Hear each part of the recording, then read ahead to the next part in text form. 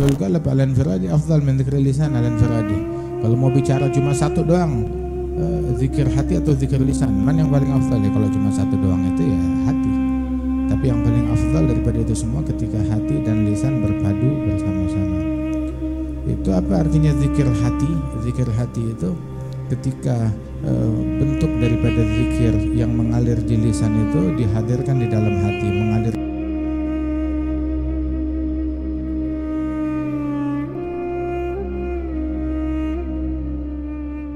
Zikir yang paling afdal itu ketika berpadu antara hati dan lisan. Zikir kan mengingat. Kalau lisan menyebut. Nah, zikir itu bisa diartikan mengingat, bisa diartikan menyebut. Ya, artinya memadukan antara ingatan dan sebutan. Kalau cuma ngingat doang tanpa disebut, ya itu masih lebih baik daripada nyebut doang tanpa mengingat.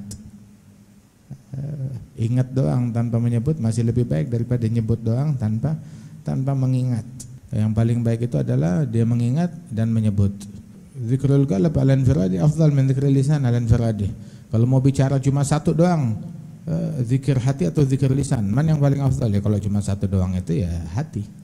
Tapi yang paling afdal daripada itu semua ketika hati dan lisan berpadu bersama-sama.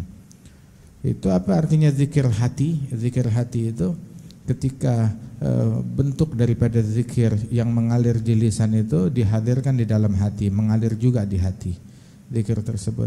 Apabila orang yang berzikir bilang la ilaha illallah, maka hatinya pun juga mengucap demikian. Hatinya pun juga mengucap makna daripada kandungan la ilaha illallah, maknanya itu ada di dalam hati. Begitu. Kayak orang bilang warna merah, oh kebayang warna merah kayak apa di otak. Ya, oh sate, oh kebayang sate kayak bagaimana. Oh gulai, kebayang gulai kayak bagaimana. Ya, begitu juga ketika dia zikir, kebayang itu zikir tuh makna yang kandungan di dalamnya itu apa, makna la ilaha illallah terkandung. Ketika lisan berucap la ilaha illallah, itu maknanya itu mengalir di dalam hati. Allah Maha Esa, nggak ada Tuhan yang disembah, yang dimaksud, yang dituju melainkan Allah Ta'ala. Jadi seolah-olah itu hati menerjemahkan apa yang diucapkan oleh lisan. Tapi derajat yang lebih tinggi lagi itu dia selalu hatinya berzikir.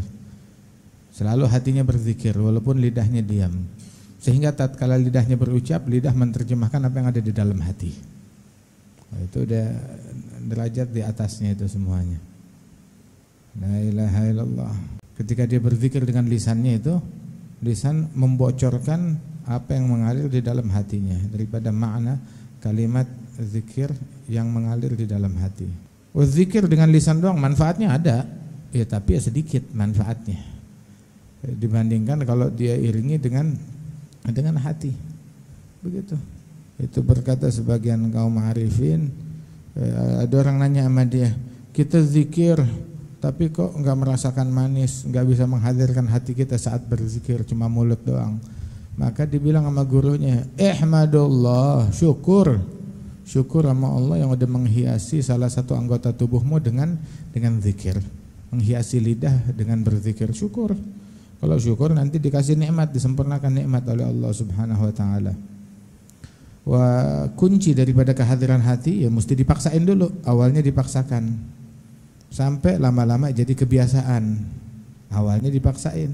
Tiap kali itu hati mental, ya ditarik lagi, hatinya ngilang lagi, dihadirkan lagi bersama ucapan zikir yang dia baca. Awalnya perlu dipaksain, ntar lama-lama udah menjadi kebiasaan, dan lama-lama itu dia sulit lepas daripada zikir tersebut.